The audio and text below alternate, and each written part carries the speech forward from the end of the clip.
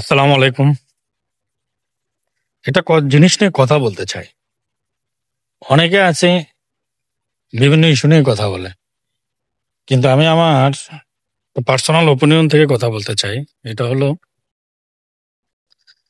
আপনার ছোট্ট একটা অফিস, ছোট্ট একটা এনভায়রনমেন্ট। এই ছোট্ট একটা অফিসের মধ্যে গুটি কয়েকজন মানুষ। ওভারঅল একটা অফিসে কতজন থাকে? 25 থেকে 30 জন।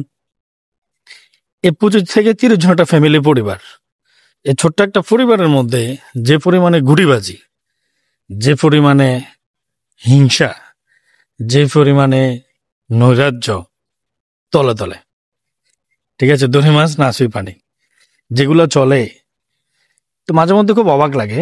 হয়তো নিজে তেমন বেশি দিন চাকরি করে নাই, যাই কদিন ছোট লাইফে আর ছোট চাকরির অভিজ্ঞতা থেকে যেটুকু জানলাম, সেটা হলো খুব আশ্চর্য লাগে, খুবই আশ্চর্য লাগে। হ্যাঁ, খুবই আশ্চর্য লাগে। মানে যেটা আসলে আমার মেসেজটা তারাই প্রকৃতপক্ষে বুঝবেন যারা চাকরি করেন, চাকরিতে ঢুকছেন। ভদ্রতা, সুন্দর ব্যবহার এবং নম্রতার মধ্যে কি পরিমাণ কাঁটাযুক্ততা থাকে, এটা যারা শিকার হয়েছেন এবং যারা এই ট্র্যাপগুলোতে আছেন, যারা এগুলো ফেস করেন, তারা একমাত্র এই জিনিসটা বুঝতে পারবেন। আর এছাড়া বাকি মানুষদের কাছে এটা হাস্যজ্জ্বলে মনে হবে, কারণ আমরা যখন কোনো কথা বলি, যখন এটা যাদের সাথে মিলে, সে এটা তৃপ্তি পায়, সে বোঝে। আর যার কাছে এই জিনিসটা,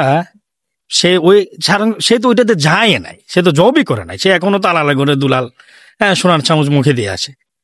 এই কারণ সব ক্যাটাগরি মানুষের কাছে বিউটিটা যাবে, কিন্তু সবাই তো এটা দেখে না, তো এই জন্য সবাই মর্মটা বুঝবে না। আর এটা বোঝার জন্য হলে বাবা তোমাকে কি করতে হবে? হ্যাঁ, ওই সেক্টরে আসতে হবে। প্রাইভেট সেক্টরে আসো, জব করো, দেখো, জবে ঢুকো, প্রাইভেট হোক, গভর্নমেন্ট হোক, বিশ্বের যেখানেই হোক, তুমি যখন এই সেক্টরে যাবা, তখনই তুমি এটা প্রকৃতপক্ষে বুঝতে পারবা। ঠিক আছে? তো এই জন্য আমি মনে করি, আমরা কোনো বিষয় নিয়ে কথা বলার আগে আমরা আমাদের মধ্যে মানুষকে মূল্যায়ন করতে শিখি, প্রকৃতপক্ষে ভালোবাসতে শিখি। আমি চ্যালেঞ্জ দেয়া বলি, একটা মানুষ যতই খারাপ হোক না কেন, যাই হোক না কেন, বলতুরি মানুষের মধ্যে থাকে, প্রকৃতপক্ষে যদি কোনো একটা মানুষকে ভালোবাসতে পারেন না, সে ভালো হয়ে যাবে আপনার ভালোবাসার স্পর্শে।